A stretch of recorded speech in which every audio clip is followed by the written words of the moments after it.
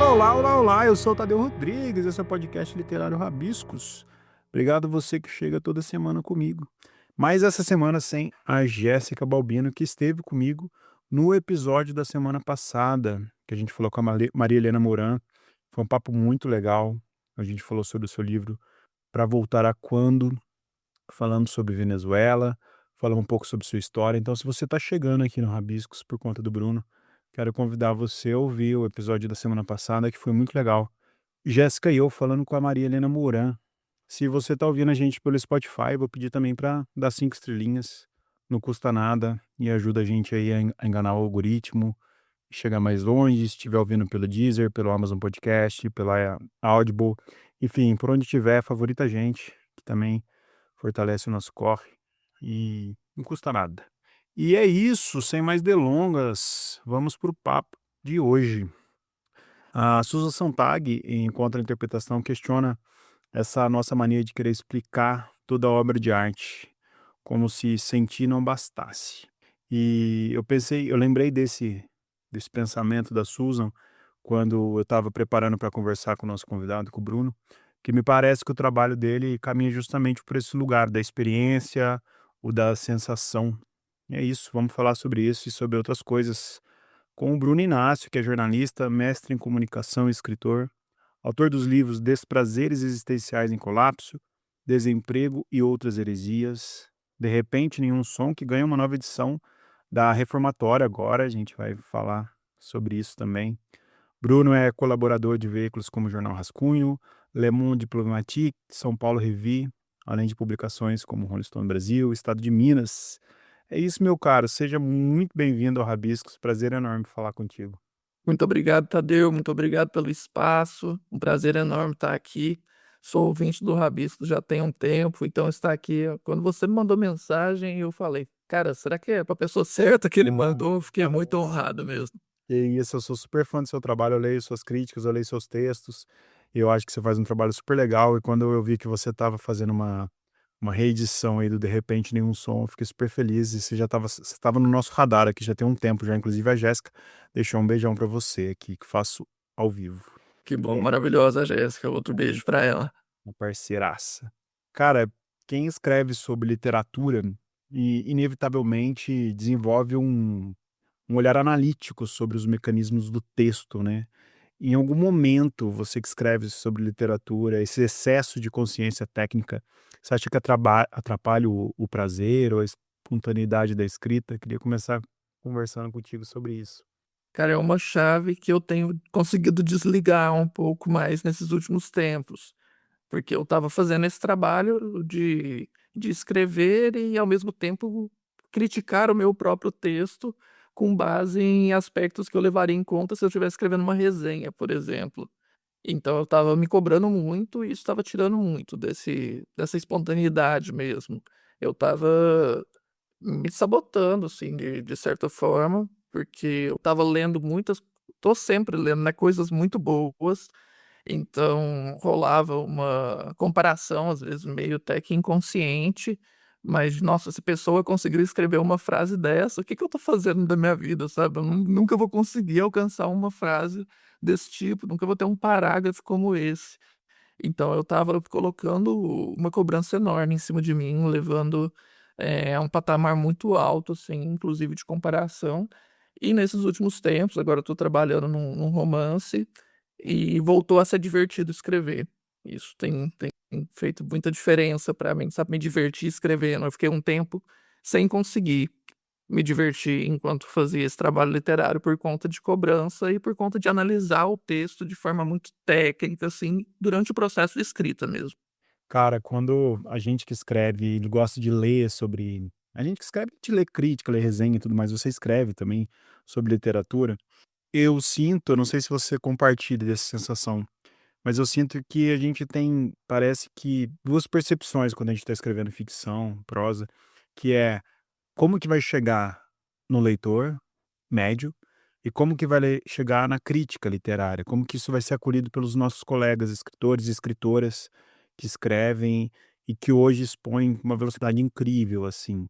Você tem essa preocupação também? Você tem esse medo, receio? Isso te trava de certa forma, não? Não, isso não tem me travado não, eu tenho conseguido ir para aquele caminho que é muito difícil, né, de levar em conta durante o processo de escrita, que o leitor não existe. Você tentar anular o leitor nesse primeiro momento, para a coisa fluir de forma mais natural. Isso nem veio, assim, pensando na recepção de crítica ou de autores e autoras, mas pensando em pessoas ao meu redor, sabe. Quando eu comecei a escrever, eu fazia um processo ali de escrever um conto, que às vezes eu gostava bastante, mas aí quando terminava eu falava: "Putz, mas esse conto é sobre um familiar. Imagina quando esse familiar lê esse conto e vê que essa é a minha percepção sobre ele". E aí eu estava deixando muita coisa legal, assim, de lado, jogando no lixo mesmo, e depois eu passei a entender que nesse processo é legal anular o leitor, pelo menos nesse primeiro momento, né. Obviamente depois no processo de reescrita, edição, revisão, aí sim o leitor aparece e aí essas preocupações vêm à tona. Mas no momento de escrever mesmo eu não tenho levado isso muito em conta não. O leitor resistente, o leitor que é chato também, de certa forma é bom também, né, é um desafio pra gente que escreve também, né. Muito, muito. Leitor crítico, assim, nossa, eu lembro que o De Repente Nenhum Som passou por uma leitura crítica do Alexandre Stout. E aí quando ele me devolveu o arquivo, eu achei uma maravilha, porque estava tudo anotado, assim, isso aqui é muito bom, isso aqui é muito bom, isso aqui não tá funcionando, essa frase ficou ruim, isso aqui é clichê. Eu acho maravilhoso ter alguém, assim, que faz os apontamentos, tanto os bons quanto os ruins. Eu não tenho problemas com críticas não, acho que se vem de uma pessoa, assim, que está disposta a ajudar e que conhece mecanismos, técnicas e tudo mais, sempre soma muito. O Alexandre Stout é sempre muito sensível também, né, ele tem um olhar mais sensível, eu gosto muito dele.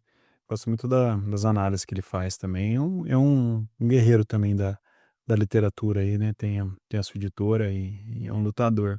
E quando eu falo dessas coisas, né, quem como você, assim, a gente fala de leitor, fala de processo criativo, ou dentro dessa lógica de quem escreve sobre literatura, eu sempre me pergunto, assim, que lugar que o personagem ocupa, sabe.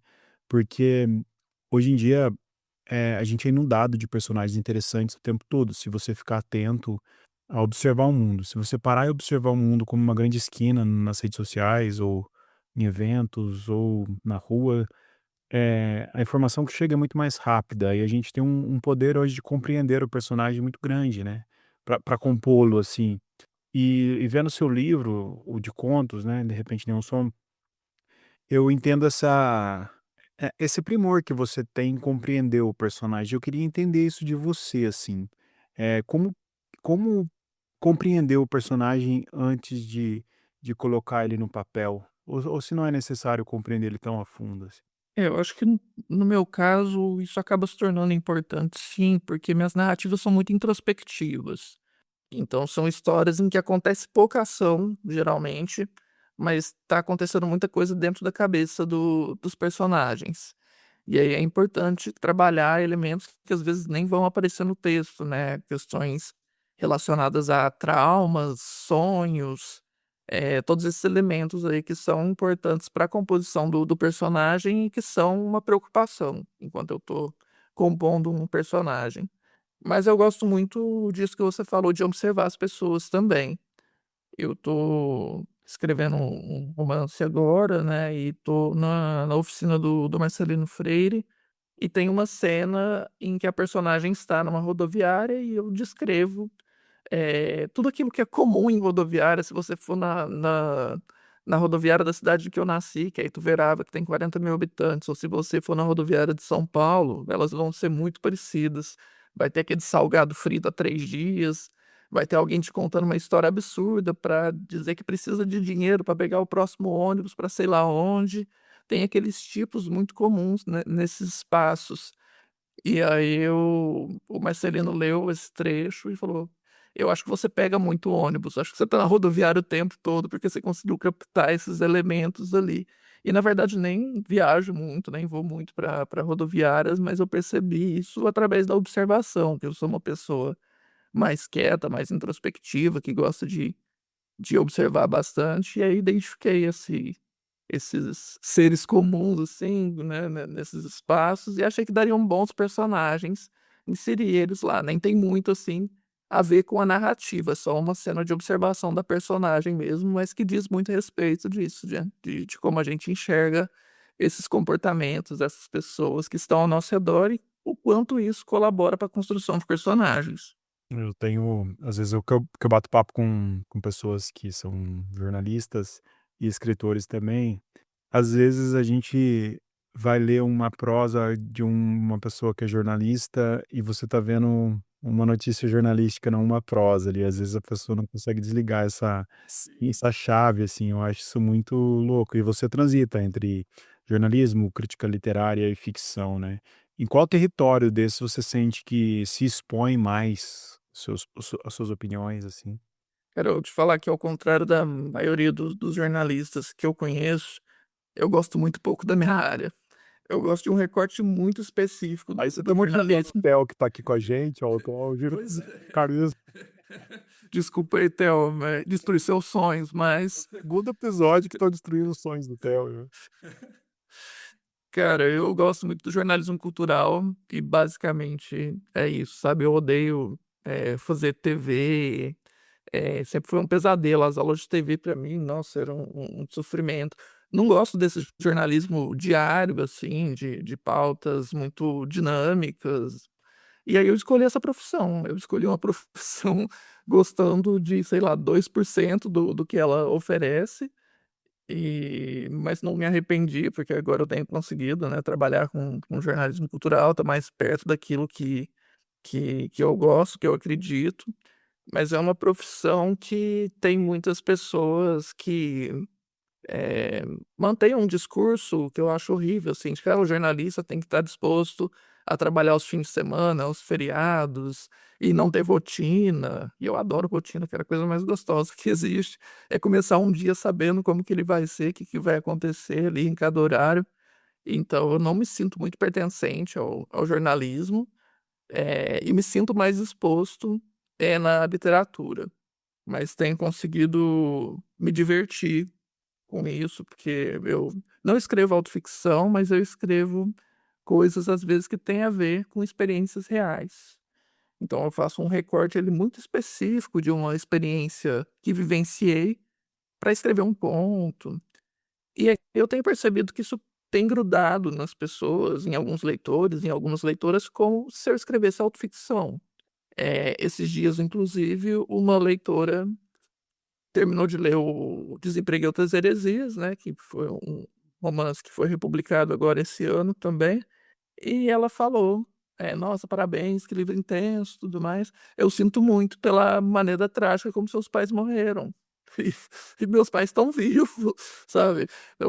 Os pais do personagem morreram num acidente e se confundiu isso de alguma forma, e não é a única pessoa a acreditar que o que está naquele livro, ou mesmo nos outros, são histórias minhas, quando na verdade não são. É curioso você falar isso, porque no meio literário, né, quem escreve tem se falado muito desse negócio da autoficção, pessoas que criticam, que não criticam. E eu estava pensando, assim, eu terminei um romance recentemente também, eu tô revendo ele ainda, e e eu falei: Tudo que você quiser encaixar hoje como autoficção, sendo uma narrativa em primeira pessoa, você consegue, de certa forma". E aí eu já vi que conceitos mais amplos possíveis de autoficção. E aí, no final das contas, eu particularmente acho tudo isso uma coisa insignificante perto da grandeza da história que você quer contar, né. As pessoas têm essa necessidade de rotular, de colocar tudo na mesma caixa. E quando você fala da sua predileção aí pelo jornalismo cultural, eu acho que é talvez a área mais, resistente hoje, né, no jornalismo, porque se você vai fazer o jornalismo político, o jornalismo diário, você consegue pegar coisas o tempo todo, né. O jornalismo cultural, ele de certa forma tem que ser um pouco mais atento, né. Ele tem um outro ritmo de jornalismo, né. Eu acompanho bastante, né, a Jéssica mesmo escreve jornalismo cultural, assim, e eu acho isso muito legal, né. E eu gosto de saber que você gosta dessa área e, enfim, é um escritor também. E eu queria entender o que que, eh, a crítica mesmo, quando você vai fazer essa crítica, você falou um pouquinho no começo, mas eu queria entender um pouco mais profundamente o que que você aprendeu a evitar na sua escrita. O que que você deixou de escrever depois que você passou a analisar com um olhar mais crítico as obras literárias, a literatura? Eu acho que eu comecei muito mal nesse universo da literatura quando eu escolhi a primeira oficina que eu fui fazer, oficina de criação literária, que não vou contar quem que é o escritor, mas foi uma experiência muito ruim, porque ele vinha com um discurso, assim, que não cabia na minha classe social. Ele dizia: "Ah, o escritor, se ele quer ser publicado, ele precisa encarar isso como um trabalho e trabalhar 8 horas por Eu dia acho que já sei, na eu vou escrita". perguntar em off se eu vou aceitar ou não. Fechado, aí eu te respondo. E aí eu fiquei chocado com aquilo, era a minha primeira experiência numa oficina, né. E ele falava também: "Ah, o escritor precisa ser bom em todos os gêneros, precisa escrever poesia, precisa escrever crônica, precisa escrever conto". E aí eu falei: "Ah, me ferrei mais uma vez, né, porque eu não sou não eu estava começando a escrever ainda, mas eu sabia que eu não tinha aptidão para alguns gêneros". E aí fiquei muito desanimado com a escrita por um tempo, e depois fiz outra oficina, a primeira que eu fiz com o Marcelino Freire, agora eu tô fazendo outra, e aí ele falou totalmente o oposto. Aí eu falei: "Ah, então talvez escrever seja pra mim sim, talvez tenha um espaço pra mim nesse meio". E aí eu comecei a entender que eu podia fortalecer as coisas que eu era minimamente bom, ao invés de tentar ser bom em tudo. Descobri que eu não sei escrever poesia, então não vou ficar insistindo na escrita da poesia. Eu descobri que eu não mandava muito bem com frases longas, então passei a escrever frases curtas, tentar aprimorar aquelas frases curtas, né, encontrar as palavras certas e tudo mais. E aí eu fui tentando lapidar o meu trabalho, tentando entender quais eram, meus temas também, né. Eu demorei um tempo para entender que relações familiares são os temas que mais me interessam. Gosto muito dessa questão do silêncio também, mas ele está muito atrelado na minha literatura às relações familiares, as coisas estão muito próximas ali. E aí passei a entender melhor sobre o que eu queria escrever e como eu queria escrever. Aprendi a não tentar ser bom em tudo, mas fazer minimamente ali o que eu já sabia e aprimorar cada vez mais. O Marcelino fala, né, qual a história que só você pode contar, né, eu acho isso e eu gosto também dessa trama familiar, assim.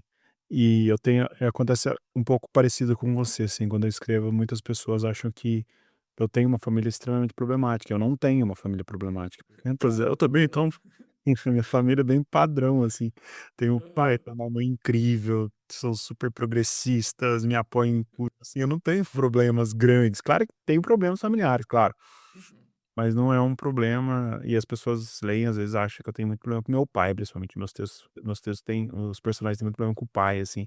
Eu não tenho problema nenhum com meu pai, a gente se fala todo dia, a gente é amigo, a gente trabalha junto, então é uma loucura isso. Eu queria falar um pouco agora do De Repente Nenhum Som, né, agora nova edição pela Reformatório. Seu livro é muito bom, eu gosto muito de contos, né, eu acho que isso é um privilégio saber que tem bons contistas aí produzindo. A gente até falou da resenha do Andrés Chamorro, que saiu na Diplomatique sobre De Repente Nenhum Som, né, que ele fala que aparece a ideia de que nos seus contos a própria letra é o som, que ela é suspensa, mas o que ela contou não é suspenso, assim. Como que você reagiu a essa interpretação do Andrés, que é super sensível também, eu admiro ele pra caramba. Cara, eu fico muito impressionado com a sensibilidade que ele tem para analisar uma obra literária, ou mesmo para conversar no dia a dia. Às vezes a gente está conversando e ele solta uma frase assim, eu fico: "Caramba, que é isso, né? Que mente é essa?". Eu fiquei muito impressionado com a resenha que ele escreveu, porque ele captou umas coisas que estavam muito escondidinhas. E às vezes escondidinhas até de mim mesmo, sabe? E eu acho que ele tem um olhar muito atento para o subtexto. Ele primeiro faz uma leitura do que diz a narrativa, e depois ele vai cavucando o que tá escrito ali, o que não tá escrito ali, mas faz parte da história. E a resenha dele é uma das mais sensíveis que eu já li sobre o livro, porque ela vai muito para esse lado. Ela ignora parte do que tá na narrativa e foca muito no que é subtexto mesmo. Ele escreve de um jeito muito poético, nem parece que você está lendo uma crítica literária, né, ele se permite ir além desse modelo padrão, ele coloca ali sua sensibilidade mesmo, e é bem nítido quanto ele gostou de uma obra ou quanto uma obra não impactou ele. Isso fica bem claro pela forma que ele escreve. É um respeito pela literatura, né, quando a gente lê. Eu acho que foi ele mesmo que falou do conto Alô, Alô, Freguesia, da consciência de classe, Sim. dessa consciência de classe vai aparecer no sensorial do menino, né, não no discurso, né. O que que te interessa nessa forma indireta de tratar dos temas, por exemplo, nesse conto, né, da desigualdade? Eu acho que passa muito por esse campo do não dito. Por isso que também me interessa a questão do silêncio e de trazer personagens introspectivos, porque eles estão pensando sobre tudo aquilo que está acontecendo ao redor deles, mas eles não são personagens, didáticos ou mesmo panfletários, né, eles conseguem identificar as coisas com mais sensibilidade, que é uma coisa que me ocorreu também, sabe. O Alô, Alô, Freguesia parte de uma experiência pessoal, não é autoficção, mas eu entendi ali a dificuldade financeira da minha família naquele momento, né, meu pai desesperado por não conseguir emprego por conta da baixa escolaridade, e aquelas pamonhas que tinha dia que não iam sumindo, né, a caixa permanecia cheia de pamonha e eu sabia que a gente só ia para casa quando a caixa estivesse vazia.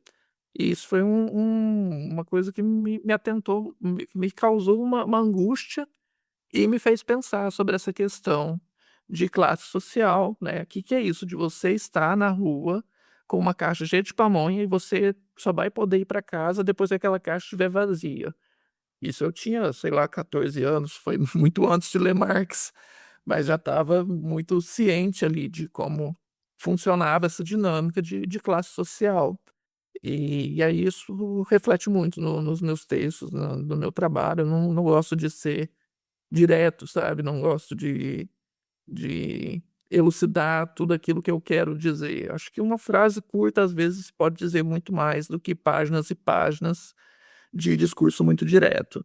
Eu acho bom, porque a sensação da dor também fica mais visceral quando é indireto. Porque aí você não fala da dor, você mostra a dor, né? Você faz a gente entrar no personagem. Eu acho que isso faz mais sentido na literatura. Eu tenho muita semelhança com isso que você está falando também. Às vezes eu vejo literatura. Eu venho, por exemplo, eu vim de escola pública, né? E poucos colegas meus fizeram faculdade depois, assim. E eu quis fazer faculdade muito por conta dos meus pais, minha mãe é professora, meu pai ficou desempregado muito tempo também, então a gente ficou naquela luta de: "Ah, tem que estudar, porque é onde vai estar o seu futuro", né. E e isso reflete muito na nossa escrita, né. Você falou da oficina lá que o cara viajou, eu já fiz algumas oficinas também, já fiz com o Marcelino também, querido amigo, e é muito louco como tem gente que quer colocar a literatura nesse patamar de elite também, né, que é Sim. interessante a literatura estar inatingível ao povo, né, a literatura nesse palco, nesse lugar inacessível, nesse lugar bonito e pomposo, que ela não é, a literatura ela é muito mais sarjeta, né. Como que você vê isso, você que lê tanto e conhece tanto desse sentido quando você vai escrever críticas e analisar isso? Acho que esse é o principal motivo por eu não me sentir pertencente a isso que damos o nome de meio literário, né. É uma coisa que eu ainda não me vejo, assim, confortável por conta disso, de muitos escritores, muitas escritoras, vêm de lares ricos, né, cresceram em casas cheias de livros, viajando para a Europa e tudo mais.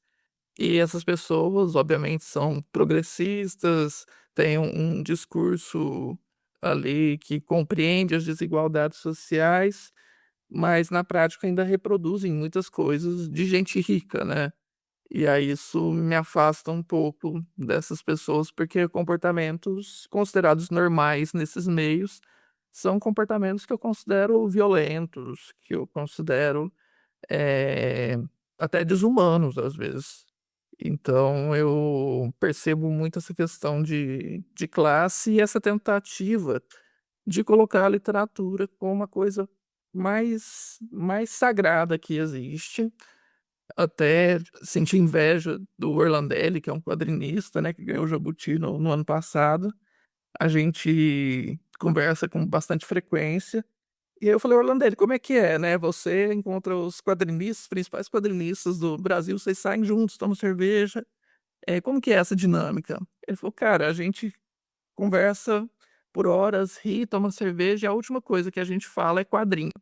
E aí eu senti uma inveja muito grande, porque se você tiver numa rodinha com escritores, num bar, só vão falar sobre literatura e muitas das vezes sobre o próprio trabalho apenas, né. É aquela coisa de contar o que a pessoa escreveu, como ela compôs aquela cena, não tá disposta a ouvir o outro, então uma competição meio de ego, assim, uma coisa esquisita, que me afasta um pouco, porque eu acredito nisso que você disse, acho que a literatura tá na sarjeta, eu valorizo muito a cena independente, eh, acho que tem muita gente, tanto escritores quanto críticos, que desvalorizam, né. Eu já tive uma experiência com um escritor super conceituado, assim, que eu gosto bastante do trabalho agora. Agora eu faço essa separação entre pessoa física e pessoa jurídica, porque eu fiquei um tempo, assim, para entregar o meu livro para ele, a primeira edição do Desemprego e Outras Heresias, e aí eu fiquei na fila, e tal, entreguei o livro para ele, aí ele olhou o livro, falou: "Não conheço essa editora." Ai, meu Deus. Aí eu falei: "Ah, Sabia Livros, uma editora de Uberlândia mesmo, na cidade que eu moro, tá começando agora, dando os primeiros passos, e tal." Aí ele virou assim, quem escreveu a quarta capa da primeira edição foi a Georgina Martins, uma Ah, escritora que eu gosto bastante. Ele olhou assim e falou: "Não conheço essa escritora." Eu falei: "Ah, a Georgina Martins, ela trabalha mais com literatura infantil, mas tem um romance adulto que eu gosto bastante, e tal." Aí o Desemprego das Heresias, ele tem muitas listas, né, tem essa coisa da linguagem que me interessa muito, então tem umas brincadeiras ali. Ele abriu umas páginas que tinham umas listas, falou: "Ah, é poesia?" Aí eu falei: "Não, é um romance." Se a gente for ver, assim, por gênero mesmo, é uma novela, mas o Chico Sá tinha acabado de falar um belo romance. Eu falei: "Não vou ter mais com o Chico Sá." Aí eu falei: "É um romance." Aí ele olhou pra mim, e falou: "Isso aqui é um romance?" Aí eu falei: "É." Aí ele falou: "Ah, então tá bom." Aí eu falei: "Cara, que Nossa, gente, que pessoa desagradável." agradável.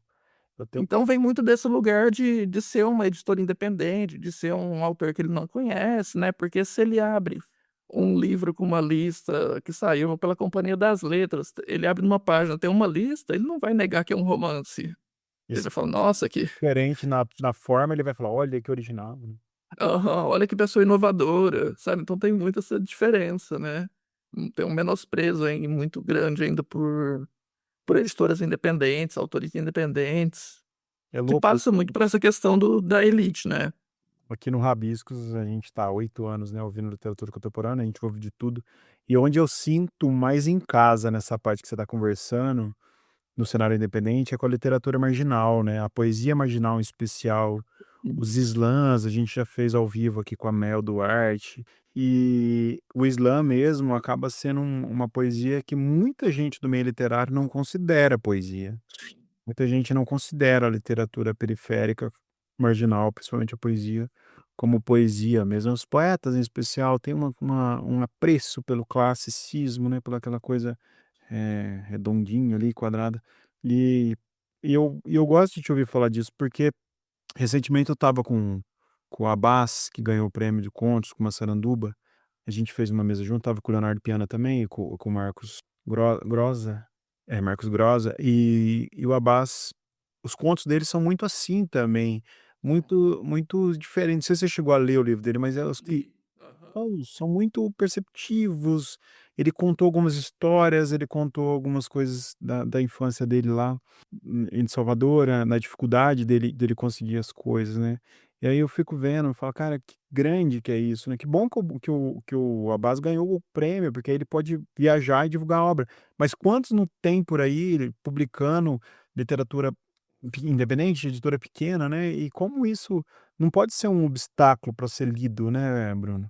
É, realmente, cara, eu fico muito triste que tem esse movimento, de pessoas que não lê editoras desconhecidas, né, muitas vezes o que é irônico, são pessoas que hoje estão nas grandes editoras, mas começaram por editoras independentes, né, e hoje já não leem mais os independentes, Mas, por outro lado, tem pessoas muito generosas também, que eu acredito que estão em menor número.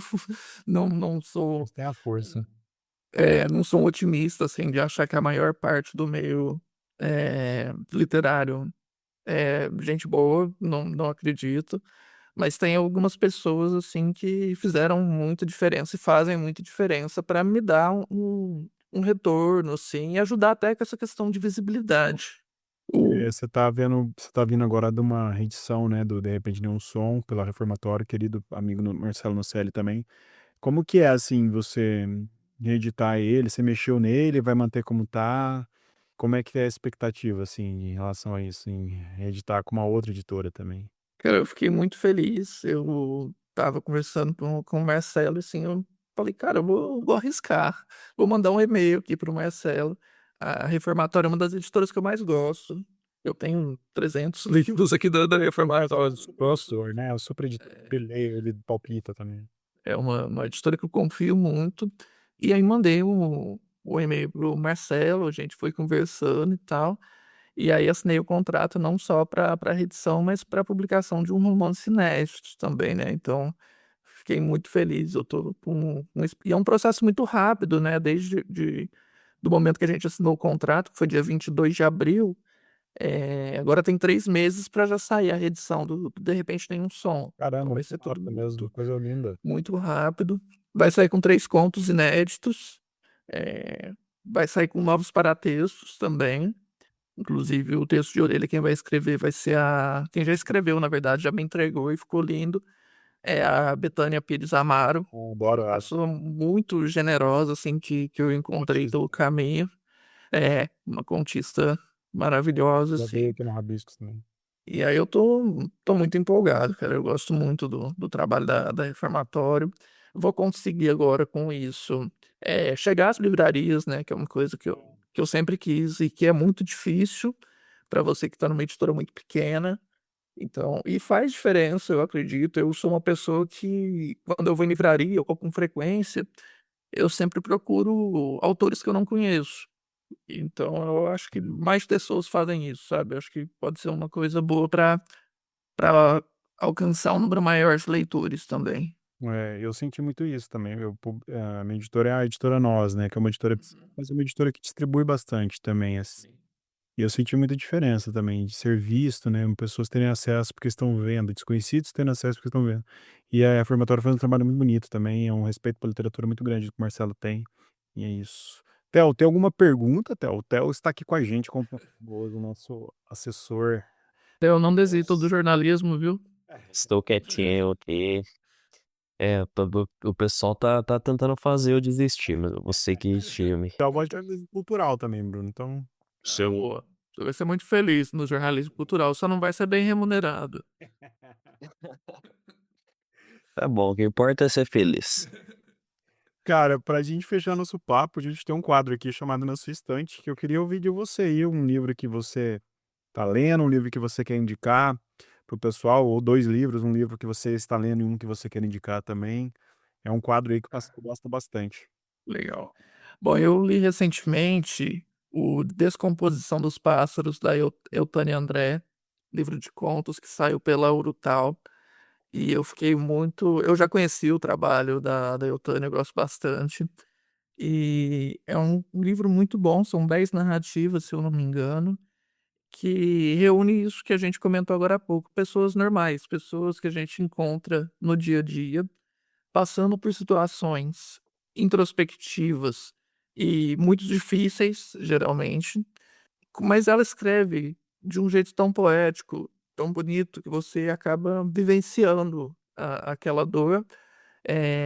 Me remeteu até um pouco ao Vermelho Amargo, que é um dos meus livros preferidos, do Bartolomeu Campos de Queiroz, Uhum. porque são temas difíceis, são temas angustiantes, mas tem uma poesia ali na forma que a Eutânia escreve, na forma que o Bartolomeu escreve, e são narrativas assim muito intensas. Esse livro me pegou bastante.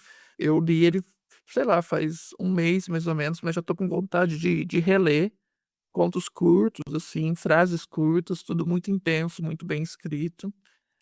Também li recentemente um livro que eu me diverti muito, que chama A Arte de Recusar um Original, que é que é de fato isso, são cartas fictícias, obviamente, de editoras recusando o original. E aí cada tipo de carta vem acompanhada de um adjetivo. Então tem a recusa paternalista, aí tá escrito, eh "Caro escritor, não vamos publicar seu trabalho, mas não desista, a gente vê muito futuro em você", sabe. É um livro muito engraçado, Não, cara, já muito quero. divertido, são Já. são 50 cartas, se eu não me engano. Tem a, sei lá, paranoico, sabe, "Ah, você mandou o seu original pra cá, mas você acha que a gente não sabe que na verdade você quer mandar pra uma editora grande", sabe. Muito divertido mesmo, cara. É um livro que eu já estava de olho nele fazia tempo, e aí eu encontrei ele na estante virtual esses dias aí, eu falei: "Cara, chegou o momento de eu ler esse livro", e é de fato muito divertido, arranca boas risadas, porque eu acho que a literatura também pode ser humor, sabe. Sensacional, já quero ler esse, com certeza. Eu também sou muito risado em livros engraçados. Só te falar da quarta capa dele é genial, cara, que tá escrito o seguinte: "Se você é editor, encontrará neste livro dezenas de modelos de cartas de recusa. Se você é escritor, vá se acostumando a receber um não. Mas se você não é editor nem escritor, ria sem remorso." Muito bom. Vai me dar uma agonia ler esse livro, eu acho. Com certeza. Umas cartas de recusa aqui, eu acho que Algumas você vai identificando, você fala: "Opa, essa aqui eu já recebi." vai identificar com certeza. Cara, eu quero indicar um livro da, eu não sei se eu já indiquei ele aqui, depois eu vou até precisar sondar, que é o da Lilia Guerra, O Céu para Bastardos. É um romance que mergulha em personagens aí também atravessados pela vulnerabilidade social, tensões de classe, né, vínculos familiares que a gente falou aqui também, marcados aí por dureza, ausência. Eu acho que a Lilia é muito boa, sou muito fã. Eu acho que muitos elementos aparecem também no De Mesmo. Repente Nenhum Som, né, principalmente nessa atenção às fissuras humanas, né, que tem tanto no seu livro quanto no dela, as relações, emocionais que moldam os personagens também. Sobre a Lilia Guerra, a gente estava conversando na época que eu estava escrevendo De Repente Nenhum Som, e a gente partilhou essa vivência da avó que cai. Olha só. Na época eu mostrei o conto pra ela e ela ficou bem tocada, porque ela tinha vivenciado isso também, e aí por fim ela até topou escrever o pós-fácil da primeira edição.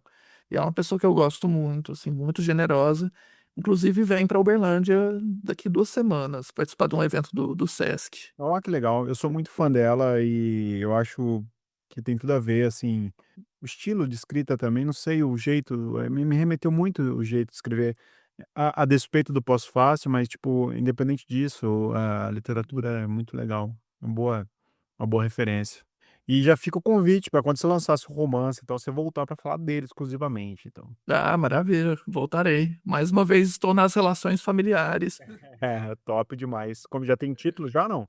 Não, ainda não. Essa aí é sempre a última coisa, Vai eu sair sempre fico inseguro. vai sair no final do ano? Como é que tá de Vai prazo? sair no ano que vem. Ano que vem, Ano top. que vem, 2027. Cara, obrigado pelo papo, você é uma simpatia, adorei te conhecer mais.